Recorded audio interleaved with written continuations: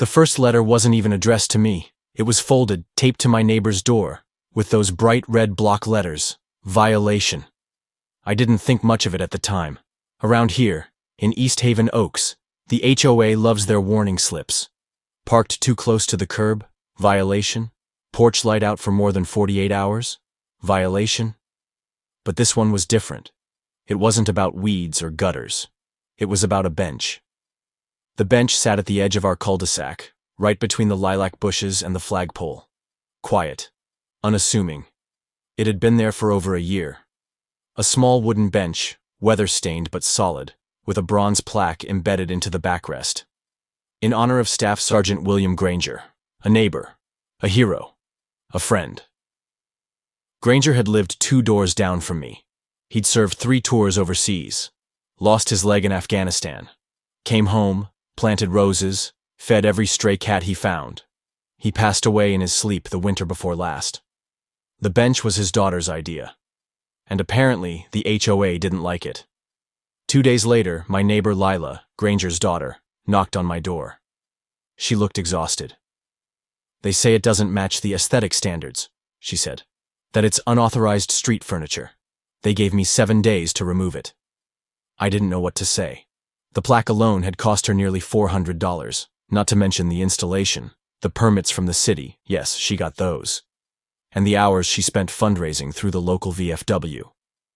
"They can't just take it down," I said. She gave a hollow laugh. "They already scheduled the contractor. Next Monday." I felt something shift inside me. Not just frustration, something deeper. This wasn't about a bench. It was about respect, memory, community, and it was about to become a war.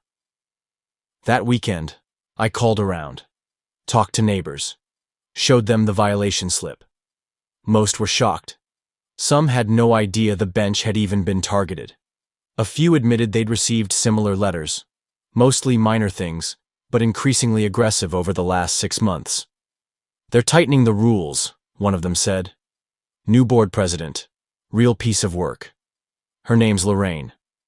Lorraine P. McCaffrey. She moved in last year. Used to work in private compliance consulting, whatever that meant. Wore a visor even on cloudy days. Smiled without ever showing her teeth. She wasn't just enforcing regulations. She was reshaping the neighborhood in her image. And she had no idea who she was about to mess with." I went to the town hall archives, found the HOA's incorporation documents, the bylaws, the design manual, cross-referenced every section about landscaping, memorials, and public fixtures. Then I found it. Section 4.6.2. Commemorative structures installed with municipal approval shall not be subject to aesthetic review unless deemed hazardous or in disrepair. Lila's bench? Fully approved by the city. And definitely not hazardous. So what was Lorraine's real reason? I got my answer on Monday morning. The contractor arrived in an unmarked white pickup. 2 men in reflective gear stepped out, pulling tools from the bed. One held a crowbar. Lila stood in front of the bench, arms crossed. Her lips trembled, but her feet didn't move. I walked across the lawn and stood beside her. "You're not touching that bench," I told them. "Sir," one said, "we're just following the HOA work order." "And the HOA," I said, "is violating municipal code." That gave them pause, but it was Lorraine who showed up next. Clipboard in hand, sunglasses perched atop her head like a crown. "This isn't your concern, Mr. she asked, already turning to Lila. I cut in. "It is now." That night, I filed an injunction at the city's zoning department. It didn't stop the HOA outright, but it bought us time to do what Lorraine never expected, tell the story. I started with a Facebook post. Then Lila posted the photo of her father's plaque. By morning, it had over 1,000 shares. Then the VFW caught wind. Then the local paper. And then? Then a producer from Channel 9 News called my cell. The next morning, before I even finished my first cup of coffee, my phone lit up with messages. One was from Gerald. She just filed another violation, this time for front yard surveillance obstruction, whatever that means. The second was a photo text from Alicia, a new sign posted near the neighborhood entrance. It read, "All community media requests must be cleared through the HOA board. Unauthorized public statements subject to penalty." They were doubling down. After the town confrontation, Karen hadn't retreated. She'd fortified. She didn't just want control now. She wanted silence. But silence wasn't going to save her. By noon, it was clear the demolition of the ramp had triggered something in the community. Mrs. Rodriguez had spoken to a local reporter, off the record, and the journalist had started asking questions. Quietly at first, then more directly. I knew we were one wrong quote away from a smear campaign, so I made a choice. I scheduled a meeting. Not with the HOA, with the county's ADA compliance office, and I didn't go alone. Gerald drove us. Mrs. Rodriguez and Elif came too.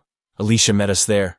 We didn't march in with signs. We walked in with binders, medical letters, before and after photos, HOA citations, video footage of the truck's tires crushing the ramp. We didn't accuse, we presented. And the woman across the desk didn't blink once. "This isn't just an overstep," she said. "It's a violation of federal law."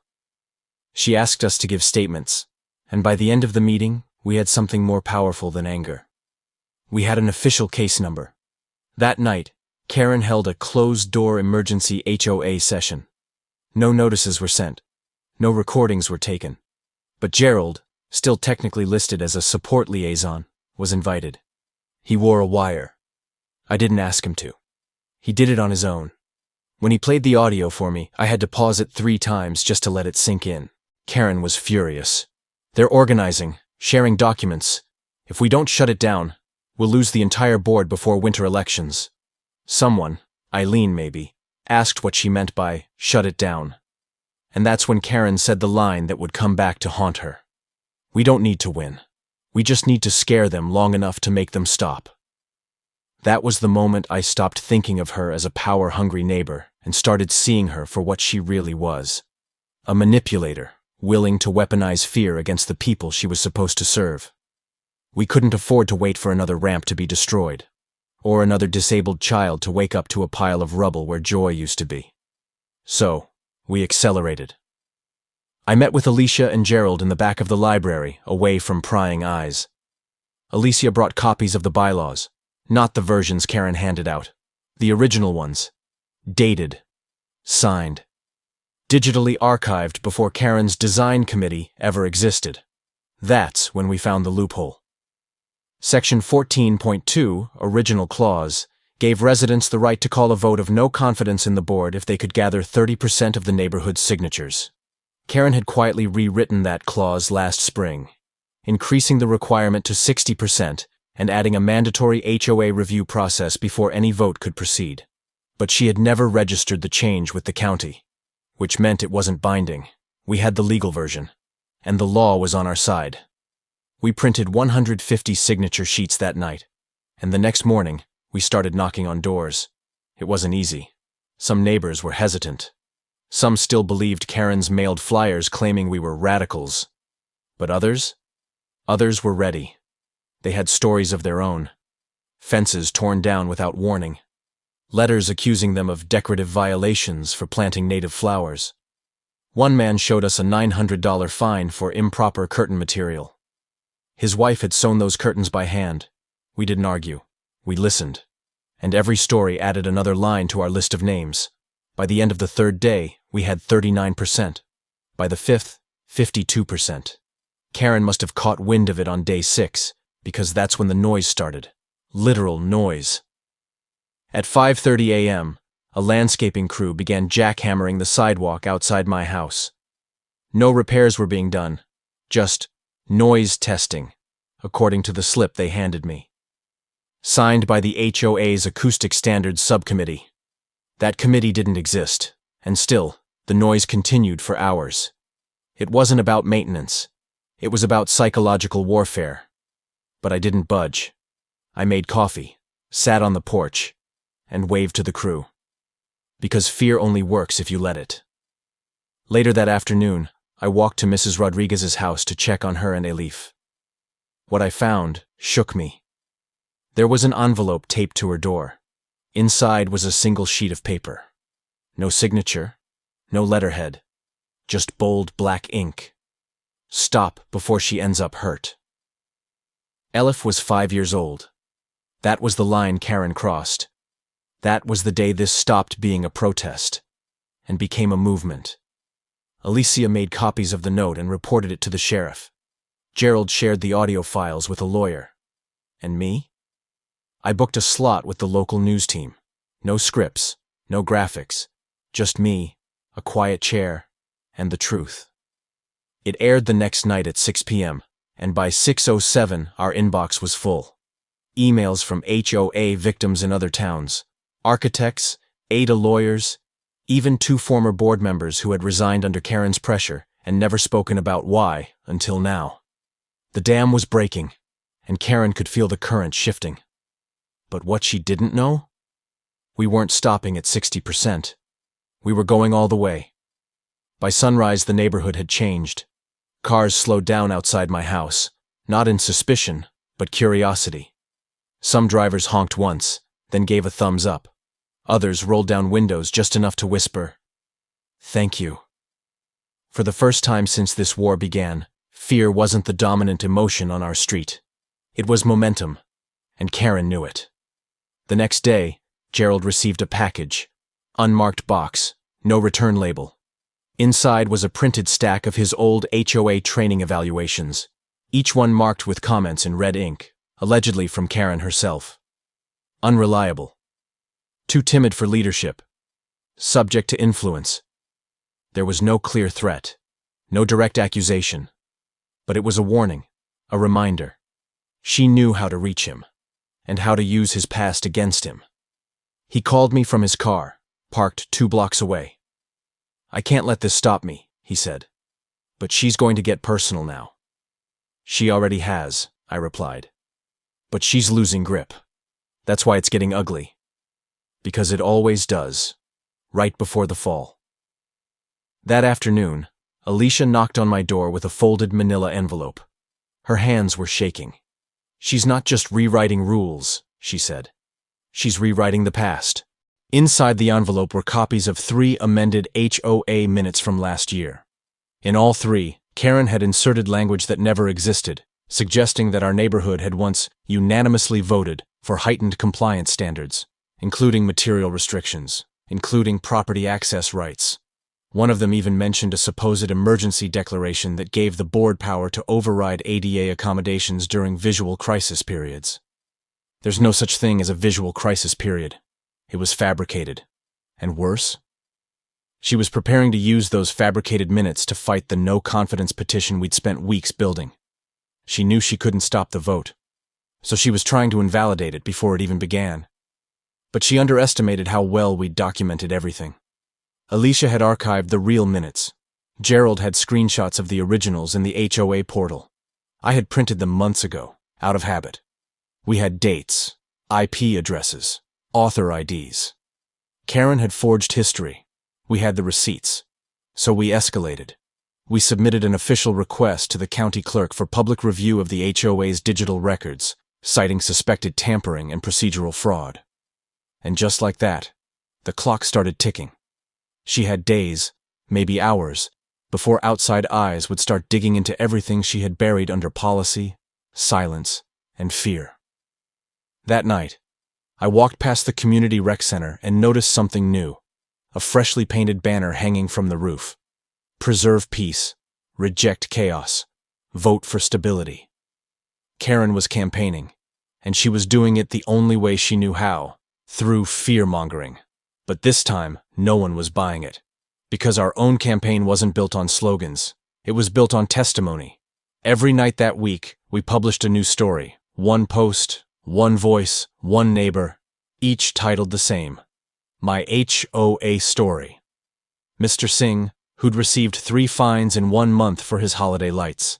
Nina, a single mother whose child's art mural had been painted over by order of the Color Compliance Committee. Even Bob, the once loyal board member who quietly shared how Karen manipulated proxy votes and pressured retirees into giving up their voting rights for efficiency. Each post ended with the same words. I believed I was alone. I'm not, and neither are you. And slowly, neighbors started replying. Some privately, some publicly. But one by one the silence cracked. And then came the moment we didn't expect. The moment that changed everything. Karen made a mistake. A big one.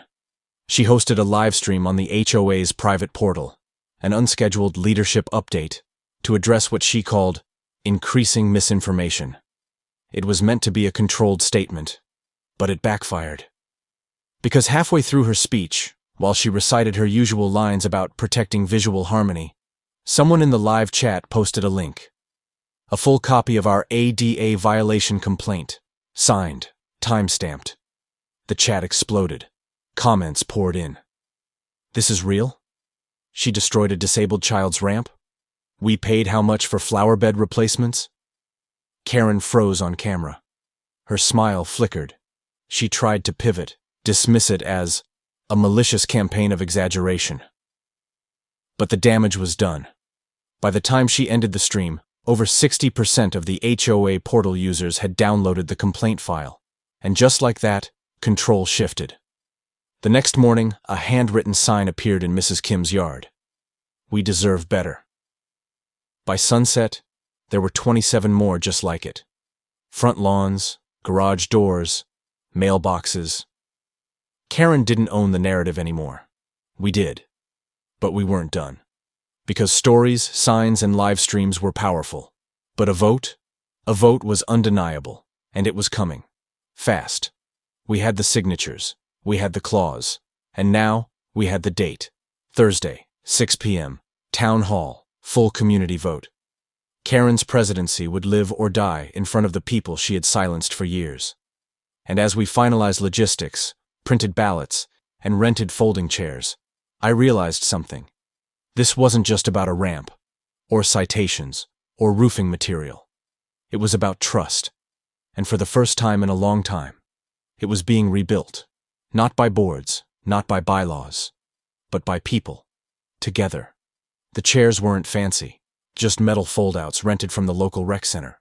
But when we lined them up inside the old town hall building, they looked official. Gerald taped the sign-in sheets to the entrance table. Alicia double-checked the ballot box for tampering.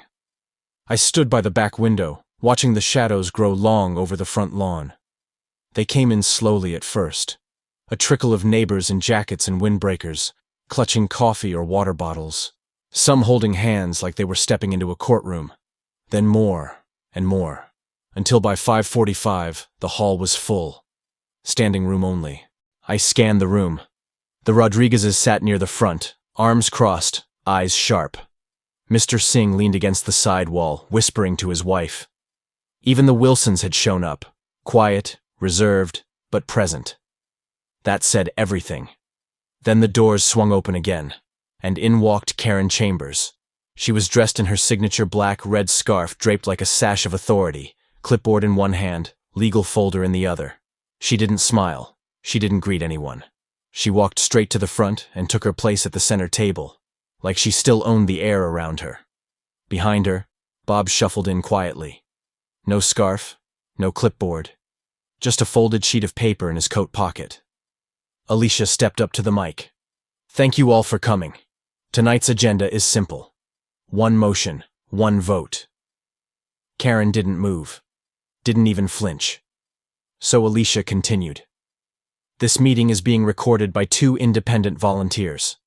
The motion on the floor is the removal of HOA President Karen Chambers, effective immediately, based on violations of conduct and breach of trust. She paused. Before we vote, each party has 5 minutes to speak.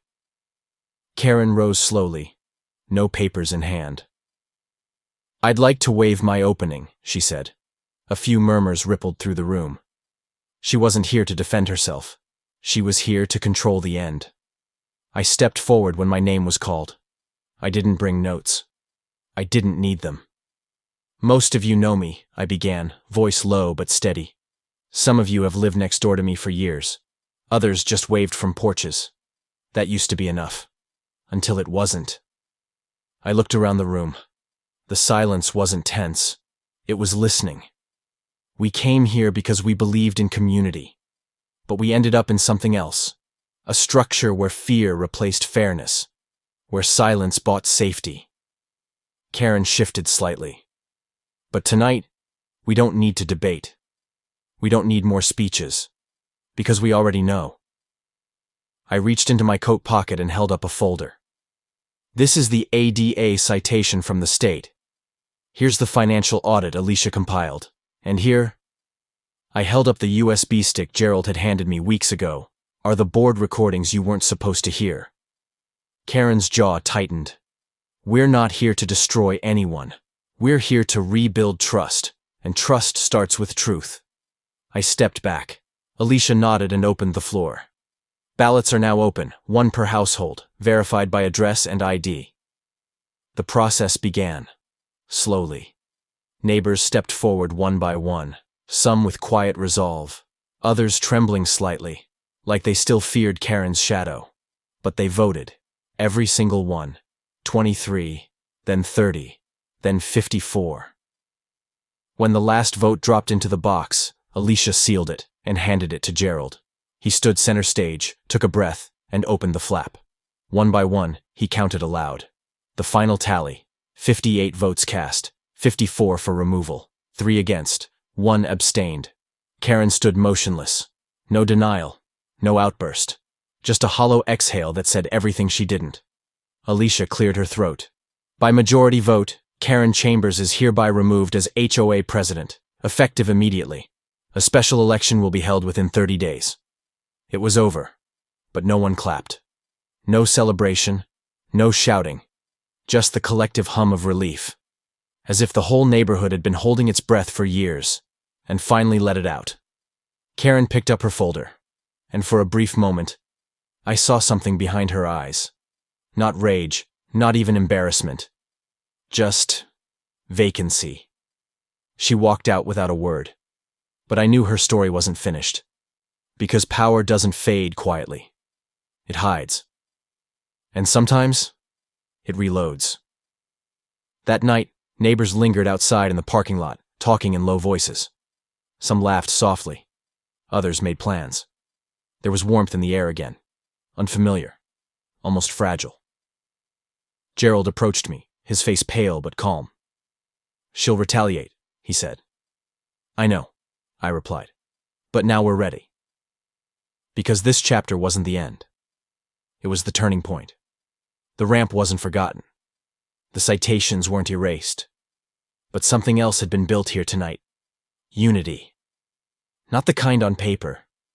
The kind that shows up in person and stays. Even when the vote is over. Even when the cameras are gone. Even when the storm tries to return. It didn't take long. Less than 48 hours after the vote that stripped Karen of her title, the first retaliation came. Not from her directly, of course.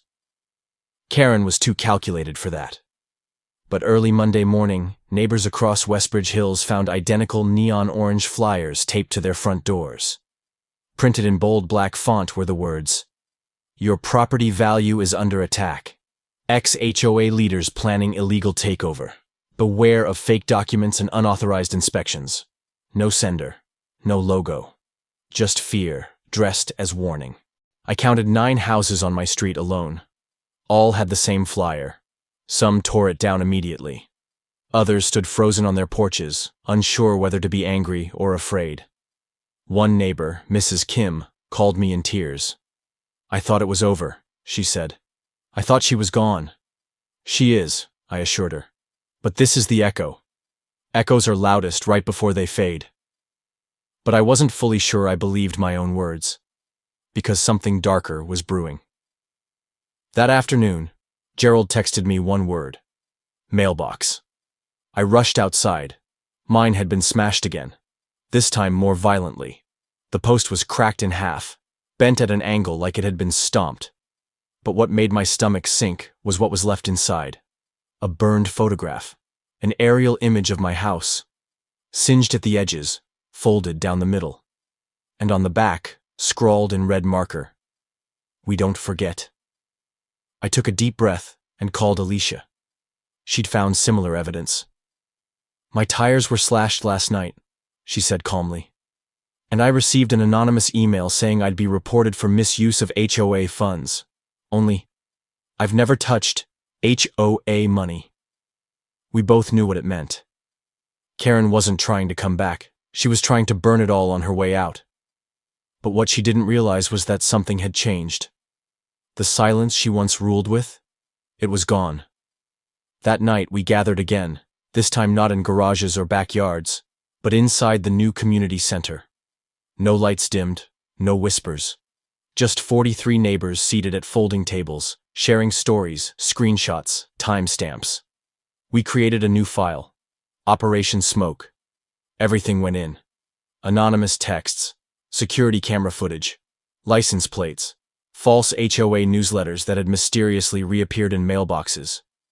We weren't just collecting complaints anymore. We were preparing a case. And then, something unexpected happened. Gerald's niece, a junior analyst at the county clerk's office, called him with a tip. "There's been a flurry of filings," she said. Karen submitted paperwork to register a new community oversight organization, separate from the HOA. Private. Unregulated. She's calling it the Westbridge Heritage Committee. I stared at the PDF. Its charter gave the group power to issue civic advisories on any matters affecting neighborhood legacy and aesthetic continuity. In other words, a shadow HOA.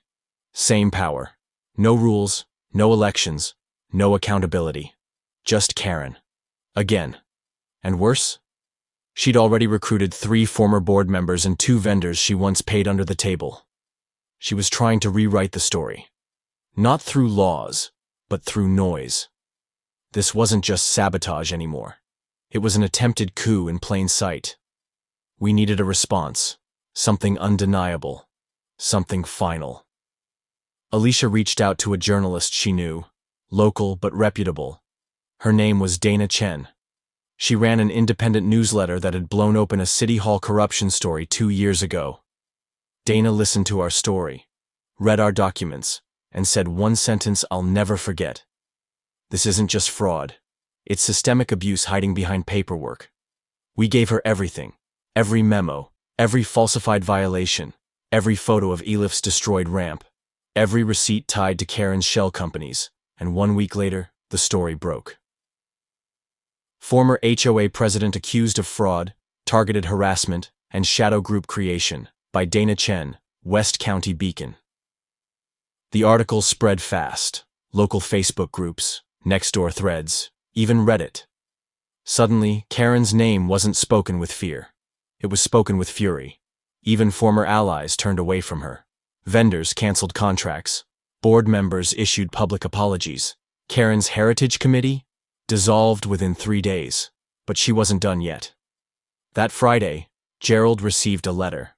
Not anonymous, signed, sealed, notarized. A lawsuit. Karen was suing him for defamation. The basis? His testimony at the HOA vote.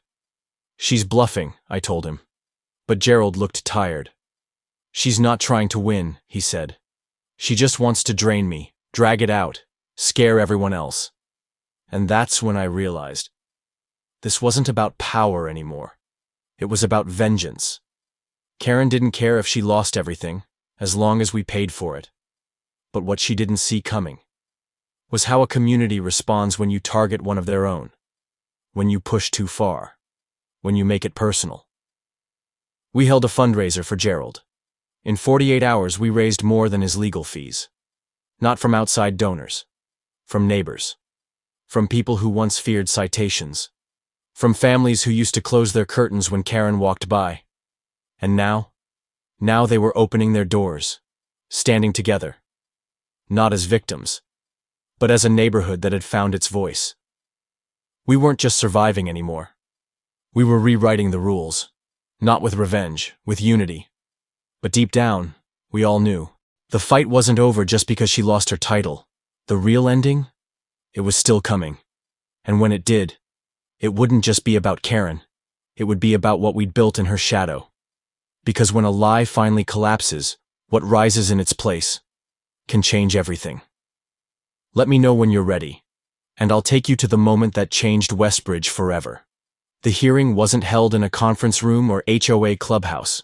It was in a county courthouse. Real marble floors, real reporters, Real consequences. Karen walked in wearing a navy suit 2 sizes too stiff, like she thought dressing the part might make the fraud disappear. She didn't look at anyone. Not Gerald, not Alicia, not me. She just kept her head up, eyes locked forward, as if that could protect her now. The evidence came in waves. Emails, invoices, surveillance footage, testimonies from contractors she'd ghost-hired, and neighbors she'd silenced. At first, she tried to deny it all, called it a witch hunt, blamed rogue board members, claimed she was acting in the best interest of the community. But the judge didn't care about excuses, only facts, and the facts were brutal. The judge read through every falsified citation, every dollar routed through fake landscaping companies, every signature forged for board-approved votes. Karen's face began to change. Not anger, not fear. It was something colder. Recognition. She knew it was over. When Gerald took the stand, he didn't grandstand or gloat. He just told the truth. Calm, clear, brave. She used the HOA like a weapon, he said. Not to protect the community, but to control it. Alicia followed. She called it order, but it was just fear with better stationery. The room fell silent. And then it was my turn. I stood slowly, binder in hand, voice steady. This wasn't about one roof, or a ramp, or a mailbox fine. It was about dignity, about the right to feel safe where we live, and about a system that let one person believe she could take that away and never answer for it. The judge leaned forward. And what do you want to see happen now? I looked around the room. Not at Karen. At my neighbors. At the people who stayed quiet for too long, and the ones who spoke up when it mattered most. I want us to build something better. Karen was found guilty on multiple counts of fraud and abuse of power. She was barred from any leadership position in any HOA across the state. Fined. Investigated further for potential criminal charges. Her little empire? Dismantled. But that wasn't the real ending. The real ending came the following month. On a warm Sunday afternoon, the whole neighborhood gathered where the ramp used to be. Except now, it wasn't a ramp anymore. It was a small park. Just one bench, some flowers, a mural painted by the local middle school. But in the center, a bronze plaque. It read, "Built from the rubble. For every voice that was silenced. Never again." Mrs. Rodriguez stood beside me, holding her daughter's hand. Elif smiled, eyes wide, staring up at the sun. Gerald brought lemonade. Alicia handed out copies of the new HOA bylaws, rewritten by the community, for the community. Someone strummed a guitar. A few kids chalked peace signs on the pavement. And for the first time in a long time, Westbridge felt like home. Not because we'd won, but because we remembered who we were when no one was watching. This wasn't a story about revenge. It was a story about resistance, and how a group of ordinary people, armed with truth and tired of fear, rewrote the rules. Together. Because justice isn't loud. It's steady. And once it starts moving, not even 1,000 clipboards can stop it.